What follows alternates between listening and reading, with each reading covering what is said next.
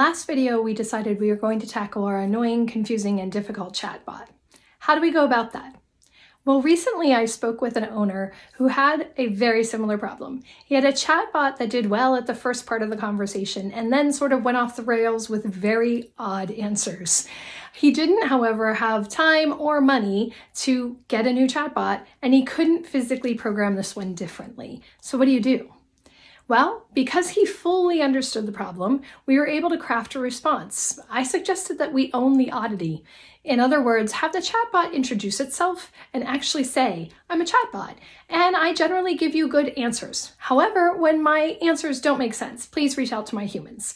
Now, I fully recommend that you take this script and you would work it into the tone of your business. But it is okay to just own it, and that helps set the expectation, which improves the experience. So let's take 6 steps on how we can improve the experience by improving our chatbot. Step 1, isolate the feedback. So take all the feedback that is regarding the chatbot and pull it out and dig deeper, review it, and fully understand it. Now, I did just say, oh, you don't have to fully understand the feedback. And you don't. In the big picture of everything out there, you do not have to understand all the feedback. But when you do decide on the thing that you're going to improve, you should fully understand your customer's perspective, aka study the feedback that's all about that chatbot. And if the feedback is identifiable, so that means people actually provided their email or their phone number, go ahead and reach out and ask them if they'd be willing to be part of the improvement process. You'd be surprised how many people are willing. And that ownership means that they're seeing you're about improving their experience. That's a very positive thing for the relationship. Step 2, get firsthand experience. So you've got your customer's perspective. You now need to bring in your perspective. So use the chatbot. You may say, we did use the chatbot, Melissa, that we did that before we selected it. But I'm going to say use it now. And take the top 10 reasons people contact you, enter it into the chatbot, and see what happens. Oh, by the way, make sure you're recording this. You want a screen recording of exactly the responses the chatbot gives. This gives you 2 things. It gives you a baseline of what the chatbot looked like before you ever started the iterative process of improving it.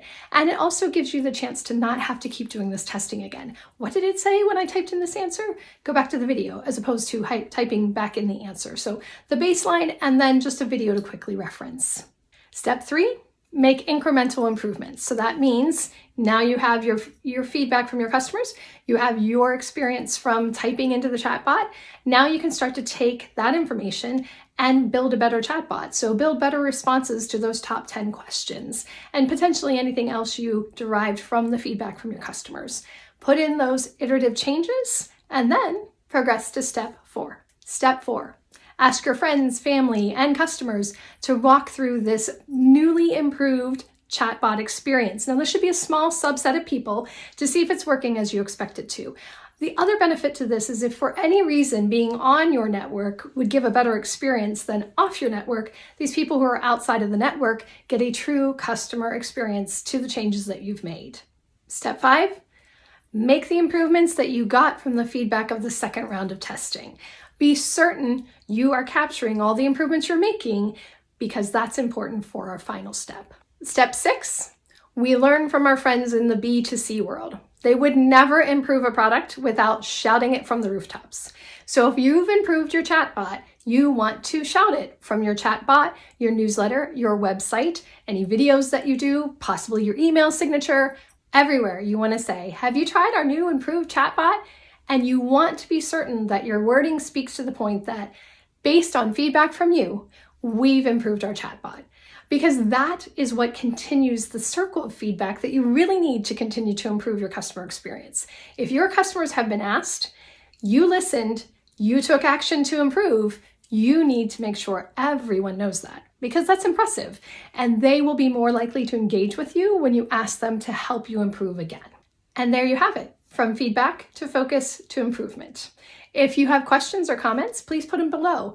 And if this was helpful, please like, subscribe, and share.